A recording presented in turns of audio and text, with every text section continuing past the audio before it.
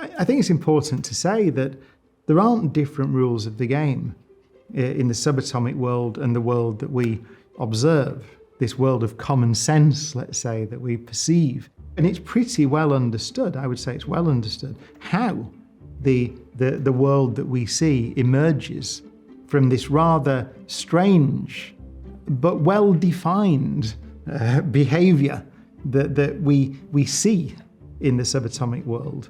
And it's not only the subatomic world, by the way. We have an increasing number of quantum technologies that are really based on this behavior, the quantum computers being a good example. And so you see that this is not just something that you can say, well, we don't need to think about it really because it's in the world of atoms, because we're using that behavior now in technologies. And so it really does become an important theory to try to understand. Why is it important that we seek to solve the mysteries of quantum physics? You could argue that even today, the interpretation of what the theory is telling us about the nature of reality itself is not universally agreed upon.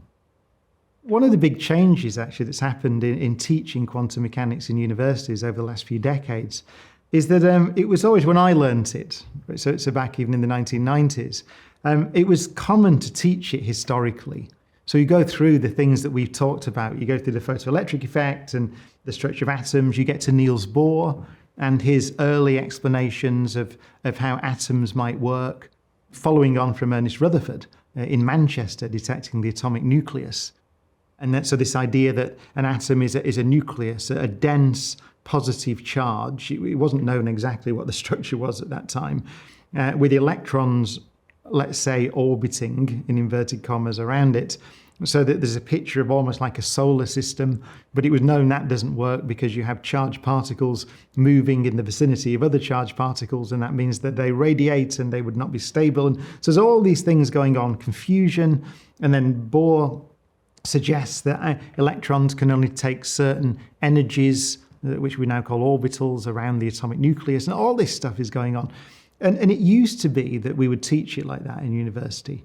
But if you do that, you pick up all the confusion, the confusion, decades and decades of confusion that these great physicists felt in trying to come to terms with this counterintuitive picture of the world. So now, I think it's more common in universities to start with the theory as we understand it today and just say, well, this is the way the world works. And perhaps the best introduction would be to think of a property of particles called spin. So you might call these things a qubit. So what is a qubit? So you think of a coin, which you would toss in the air, and it can be either heads or tails. So that's a kind of an intuitive picture of the world. This thing is either heads or it is tails. Now, a quantum coin could indeed have the property that it would be heads or tails. But the difference between quantum mechanics and classical theory is that an object like a coin, a quantum coin, can also be in what we call a superposition of heads and tails. So that means that it can be in a state where it is, let's say, if we observe the thing, we'll talk about that a bit later, but it can be in a state where it could be 30% heads and 70% tails, or 40% heads and 60% tails, or any combination, any mixture of heads and tails. And that is a perfectly legitimate description of the state of the configuration of this thing. Just to give you a sense of a real physical object that would behave that way, particles like electrons, for example, have a property called spin, which can be up or down. It's like heads and tails.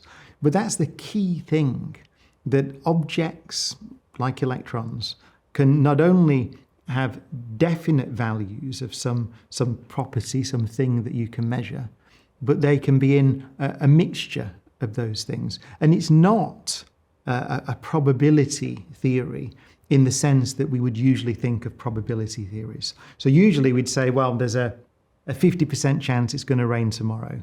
Why do we say that? Why we would say such a thing? Is because we have incomplete knowledge of the system, in this case, the weather. And so we have incomplete understanding of where, I suppose at the most basic level, all those water molecules are in the clouds and so on. But we don't have enough knowledge to precisely calculate what is going to happen. And so we assign probabilities to it, which that reflects our ignorance of the situation. The key difference in quantum theory is that these probabilities are fundamental. They are fundamental to the description of nature.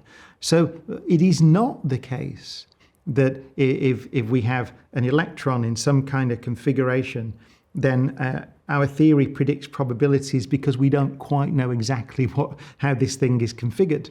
The probabilities are intrinsic to the theory itself. And pretty much all of the intellectual challenges and the confusion around quantum mechanics comes from that very simple property.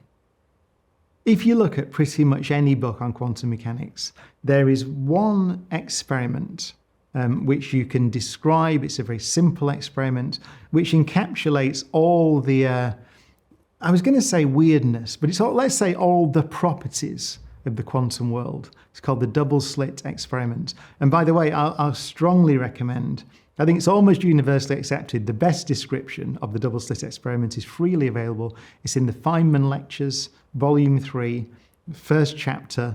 And I've read quantum mechanics textbooks that say, go away and read the first 2 chapters of the Feynman Lectures on Physics, Volume 3, because it's all in there. Can't be done any better. So I could recommend that if you find this interesting. The double slit experiment is essentially, let's say you have something that will emit, let's say electrons, so particles, electrons, electron gun that emits particles.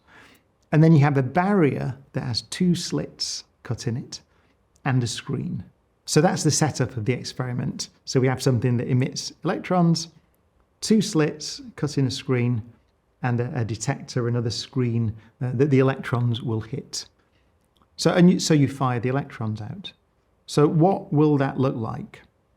Well, if you think of the electrons as just little particles, little bullets, let's say, that are emitted from this gun, then you would imagine that the electrons can go through one slit or the other one, depending on how they come out.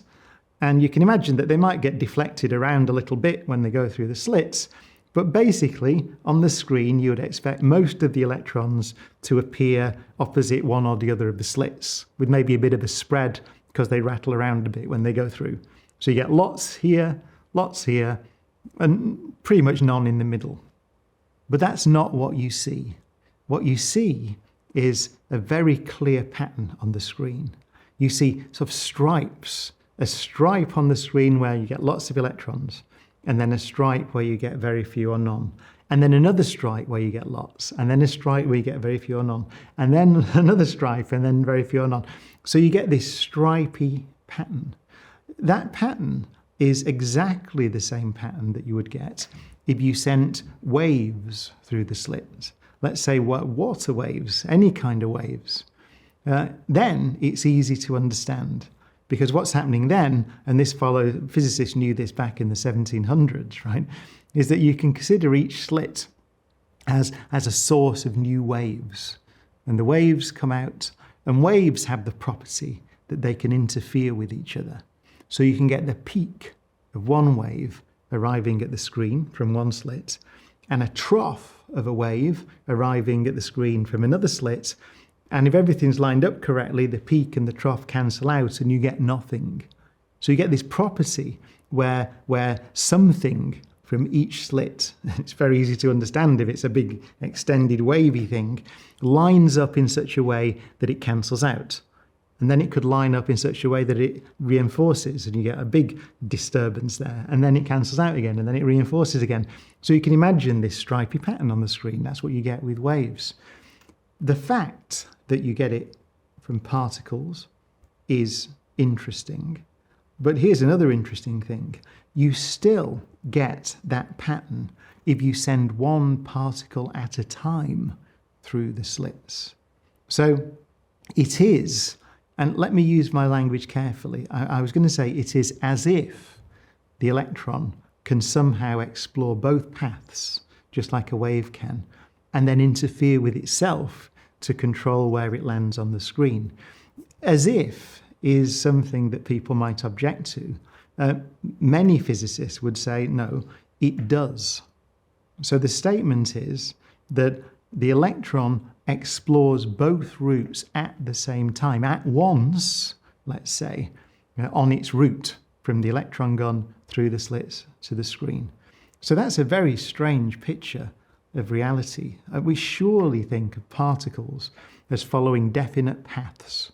And it might be that you don't know quite which path it's going to take, but surely you would say, in reality, it will go one route or the other route. But that experiment, which I emphasize has been done now many times, tells us that nature is not like that. It tells us that the electron must, in some sense, explore all routes on the way from the gun to the screen. And so the question then becomes, well, what do I mean by in some sense? What you'll see in the Feynman lectures is he gives you two pictures of how to think about physics. One is he gives you the way that you would calculate what you're going to see on the screen.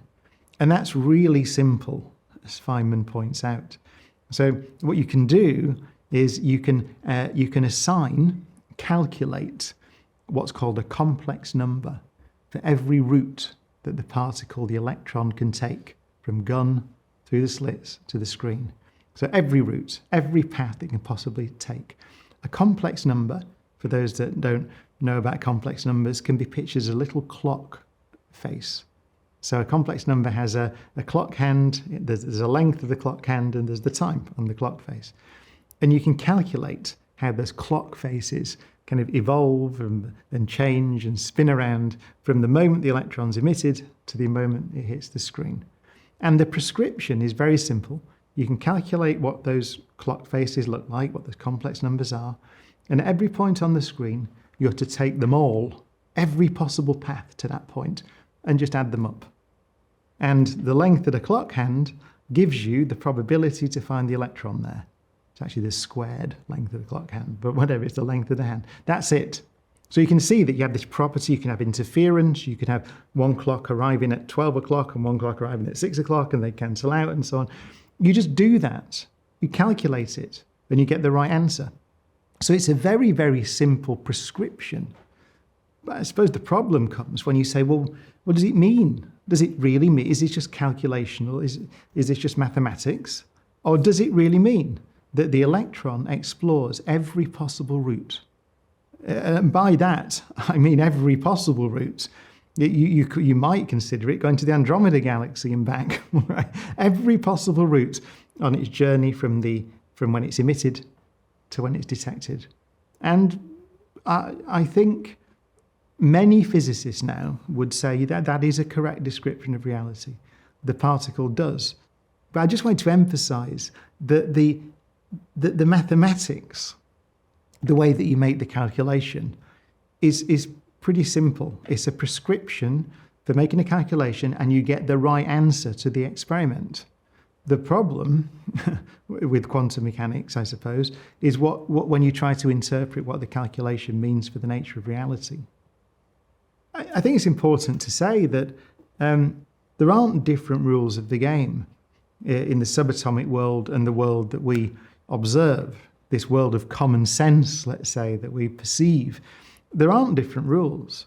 And it's pretty well understood, I would say it's well understood, how the world that we see emerges from this rather strange but well-defined behavior that we see in the subatomic world. And it's not only the subatomic world, by the way. This is now, maybe you could have argued 50 years ago that this is just all philosophy, it doesn't really matter, whatever. But now we have an increasing number of quantum technologies that are really based on this behavior, the quantum computers being a good example. And so you see that This is not just something that you can say, well, we don't need to think about it really because it's in the world of atoms and it's all a bit whatever, and we can just do some calculations, because we're using that behavior now in technologies. And so it really does become an important theory to try to understand. Now, you go back a few decades, then I think you could say that the interpretations of quantum mechanics are very interesting and very important because we're talking about the nature of reality. But you might say, well, it doesn't really matter so much practically, right?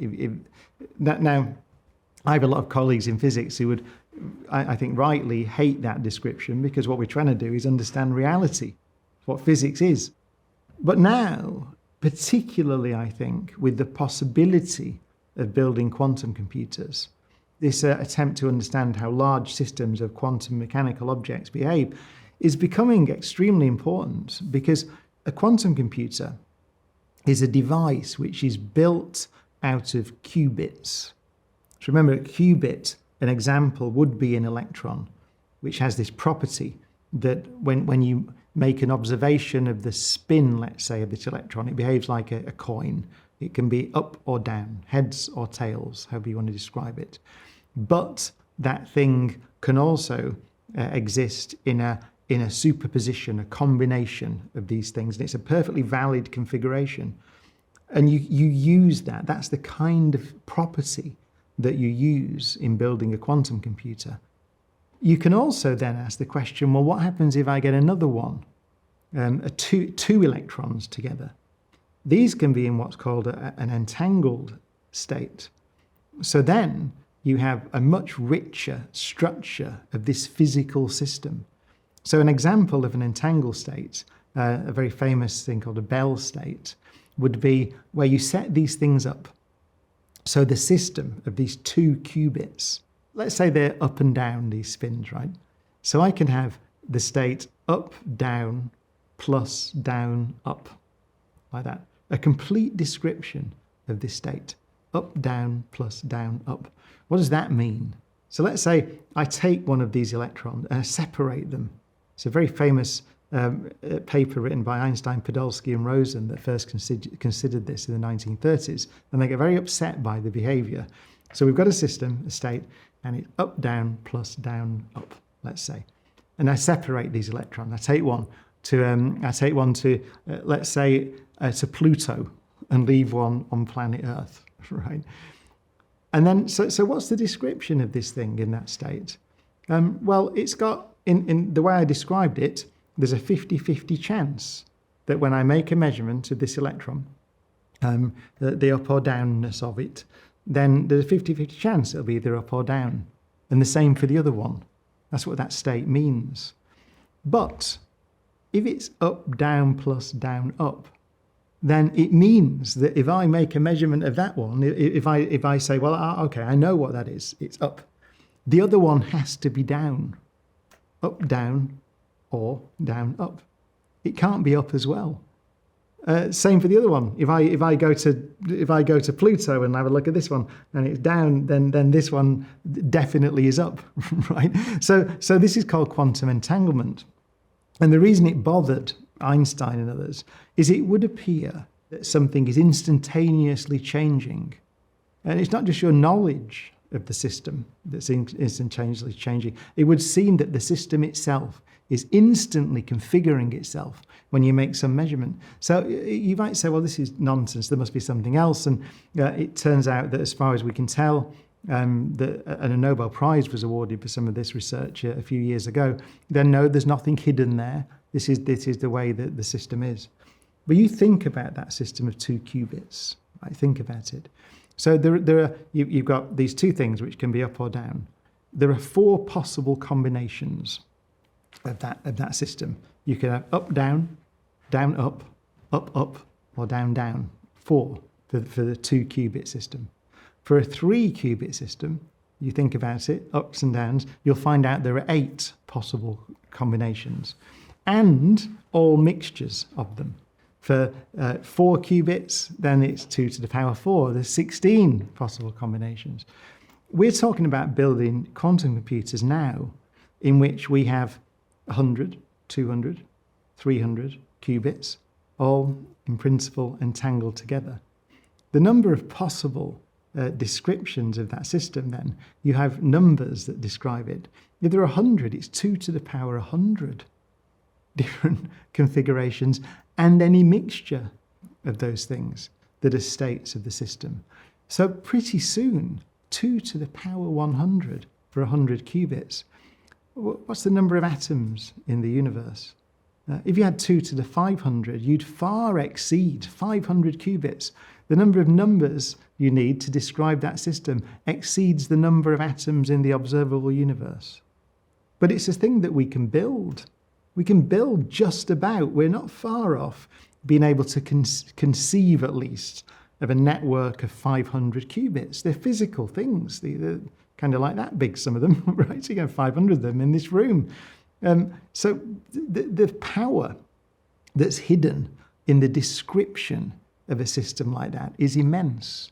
And the thing that a quantum computer does is it uses that power, some of that power, some of that vast computational or configurational power of the thing. It's very, very difficult to do.